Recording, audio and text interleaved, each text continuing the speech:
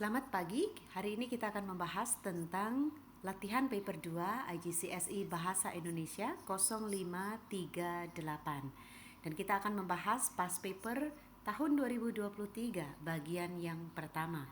Judul dari paper 2 ini adalah Reading and Writing. Di sini tes ini akan mengevaluasi kemampuan siswa di dalam memahami bacaan, reading 1 dan reading 2, kemampuan memahami informasi di dalam teks secara eksplisit, dan juga mencari informasi yang dibutuhkan dari pertanyaan-pertanyaan yang ditanyakan.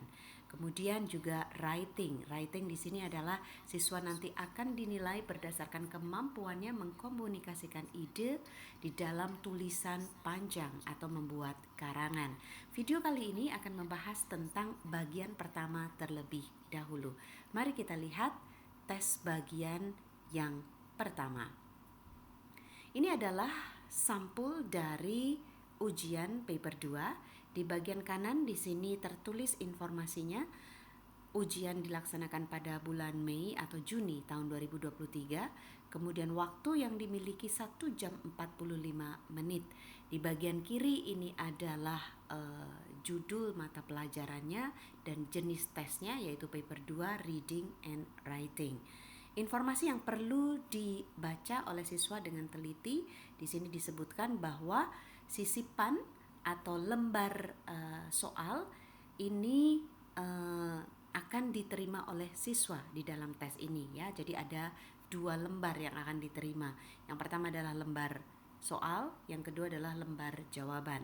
Lembar soal itu disebut juga dengan sisipan, ya, dan di dalam sisipan ini memuat kutipan bacaan. Bacaannya hanya ada 1, dan di dalam bacaan ini siswa akan dinilai kemampuannya di dalam mencari informasi-informasi yang ditanyakan, informasi-informasi eksplisit.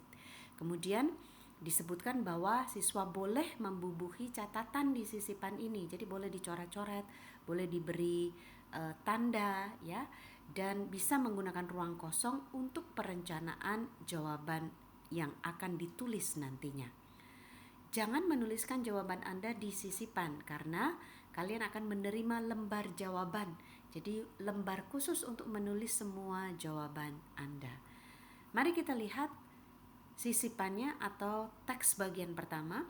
Sebelum kita masuk ke bacaan, seperti biasa kita akan membaca pertanyaannya terlebih dahulu. Jadi nanti pada saat kalian membaca teks secara keseluruhan, jangan lupa untuk memberi tanda yang kira-kira informasi tersebut adalah jawaban dari pertanyaan-pertanyaan yang diminta, ya. Saya akan membaca pertanyaannya. Bagian pertama, teksnya berjudul Ikan Cere yang Terus Bertahan. Guru Anda meminta Anda untuk menulis laporan pendek tentang ikan cere di Indonesia. Gunakan informasi dari artikel di sisipan yang memuat kutipan bacaan untuk menuliskan laporan Anda.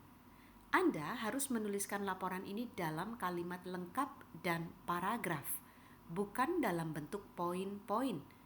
Sebisa mungkin, Anda harus menggunakan kata-kata Anda sendiri. Tuliskan sekitar 130 sampai 180 kata dalam bahasa Indonesia. Dan kalau kalian lihat, ada beberapa kata yang dicetak tebal. Ini adalah informasi penting. Jadi jangan sampai terlewat. Jadi pastikan jawaban Anda dalam bentuk paragraf, ya, kalimat lengkap, tidak kurang dari 130 dan tidak lebih dari 180 kata, dijawab dengan bahasa Indonesia yang formal, bukan campuran, ya.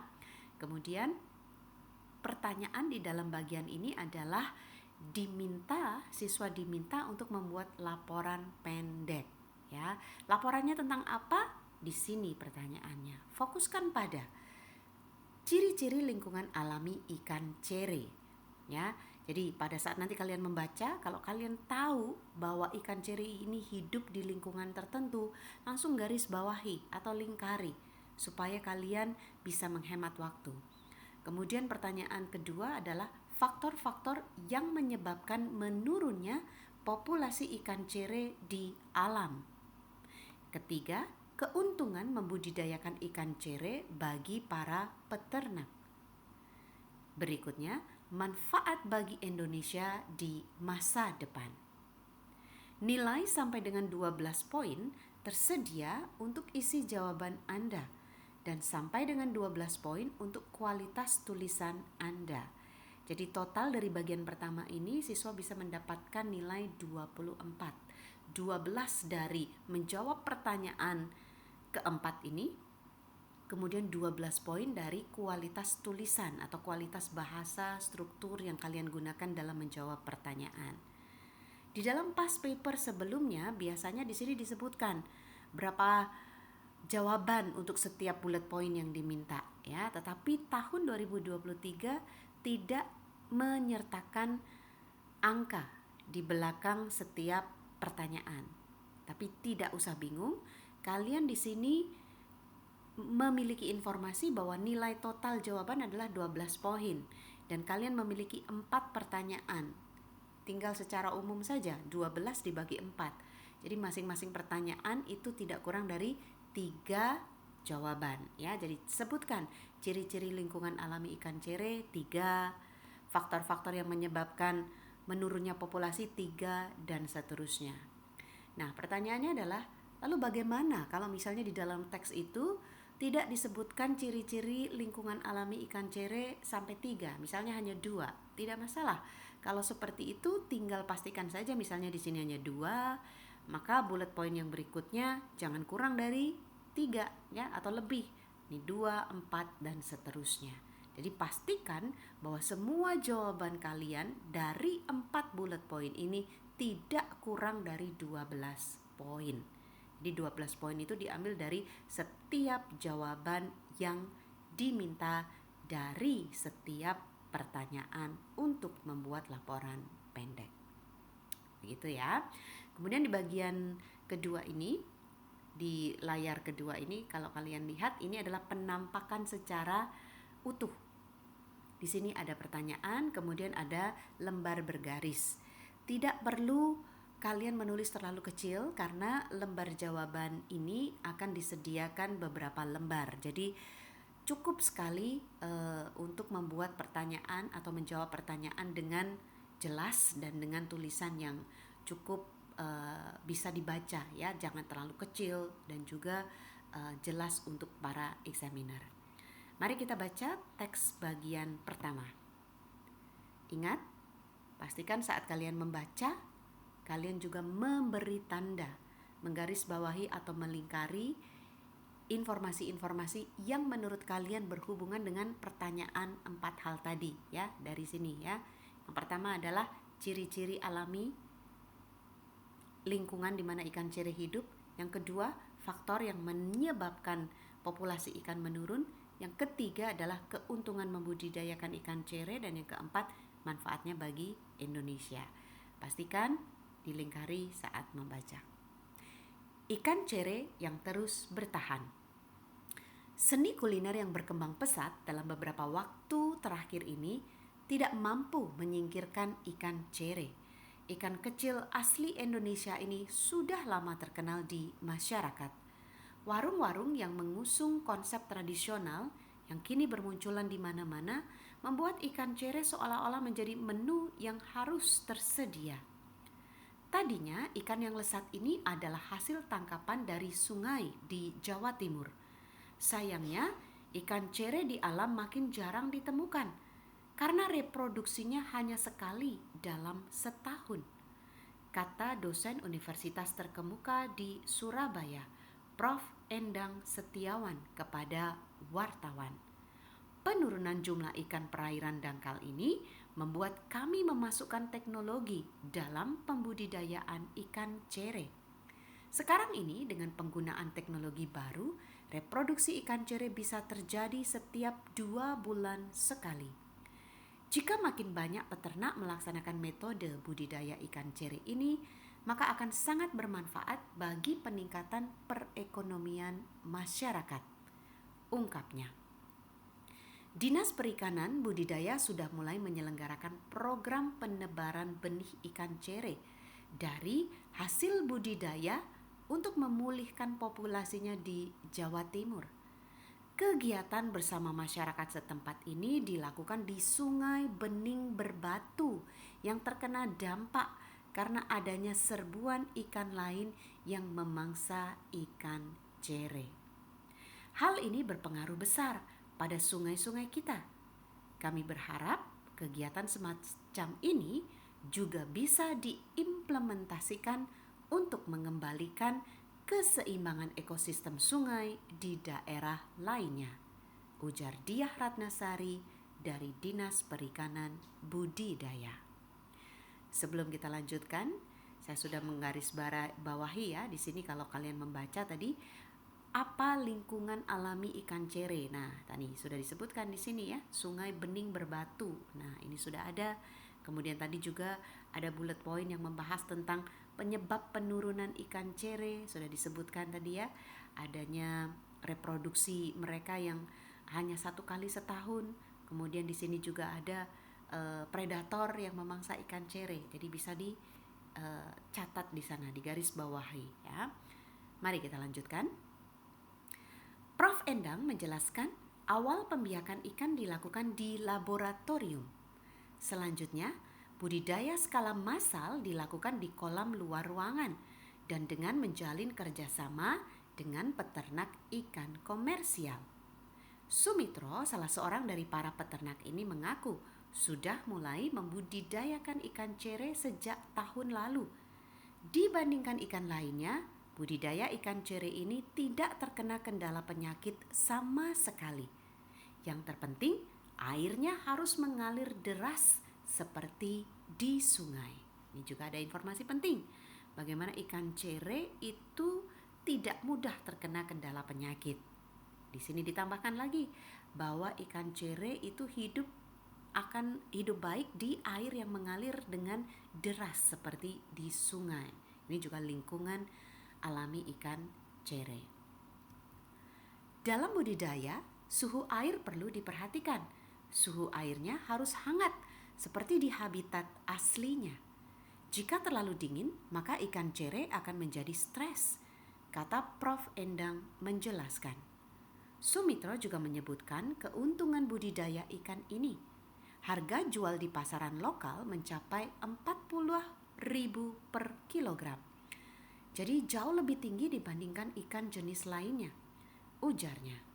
Oleh karena banyaknya minat dari para peternak, maka kami menargetkan peralatan budidaya yang kami kembangkan ini akan bisa banyak diproduksi sehingga dapat digunakan di Nusantara, kata Prof. Endang. Dari pandangan pemerintah, budidaya massal merupakan salah satu upaya pemerintah untuk memperkuat cadangan pangan di daerah-daerah.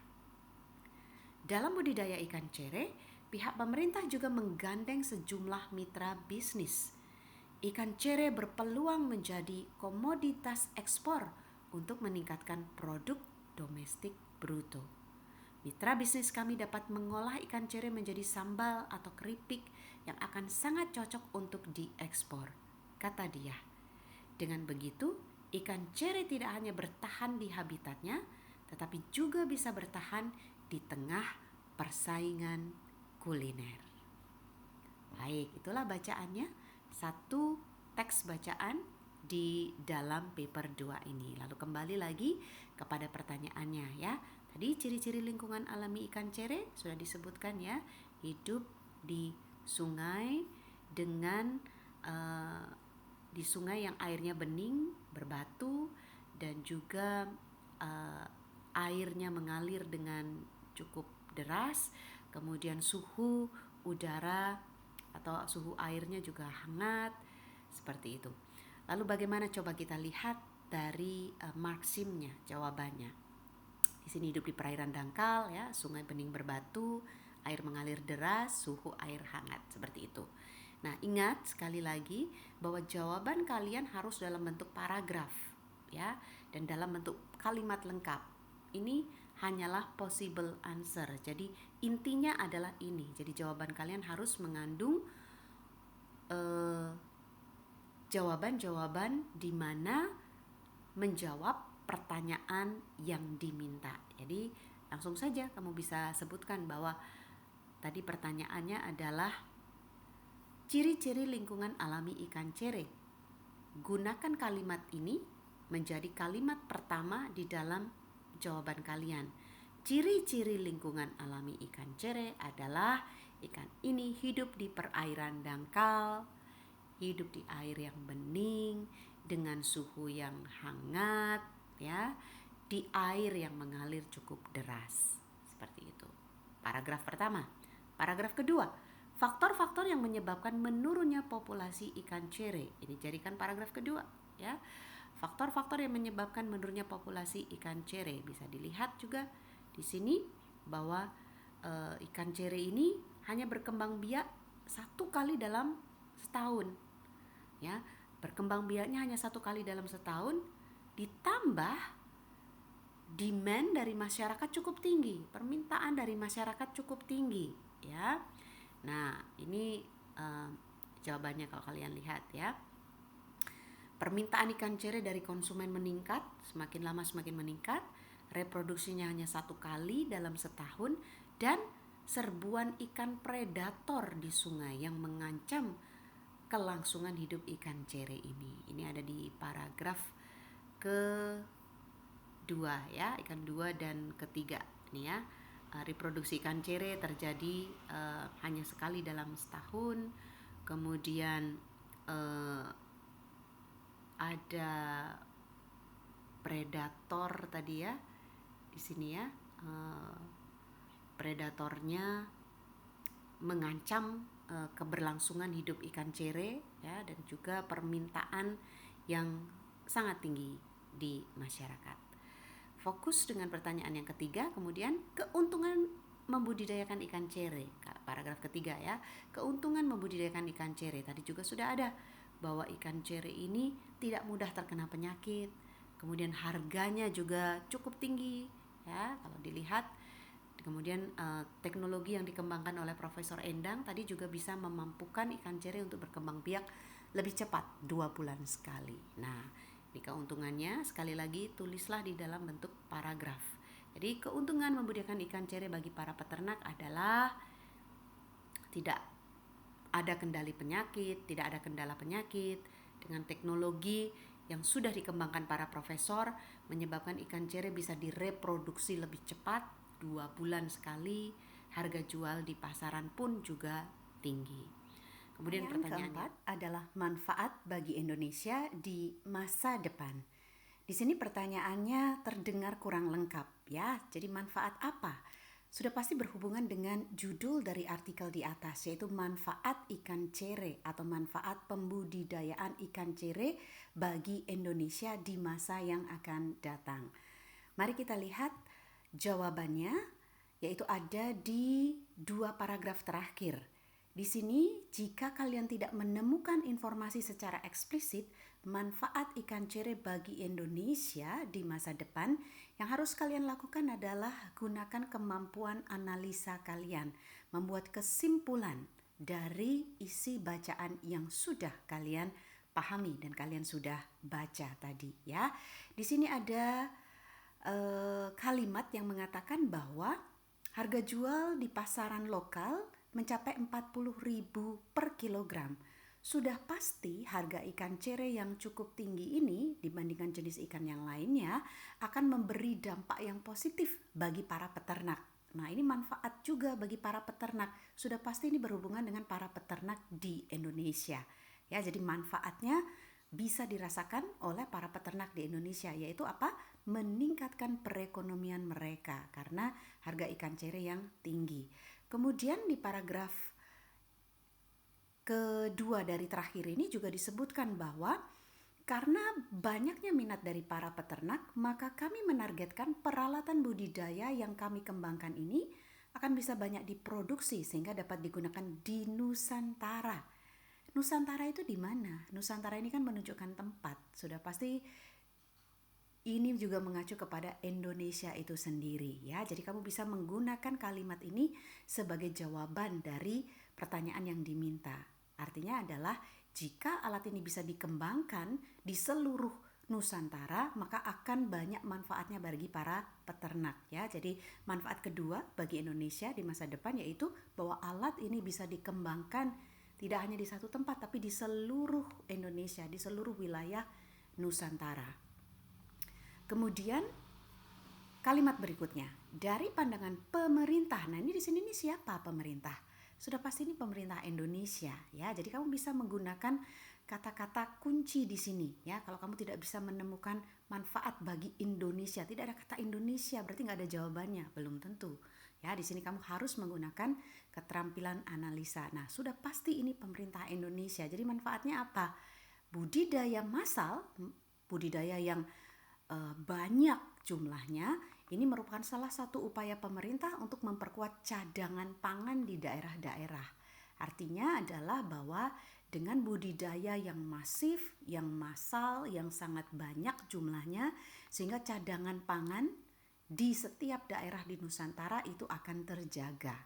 Ya, sudah ada 3 jawabannya. Jadi yang pertama tadi adalah meningkatkan ekonomi masyarakat karena harga jualnya tinggi ya, sudah pasti ini masyarakat atau peternak Indonesia.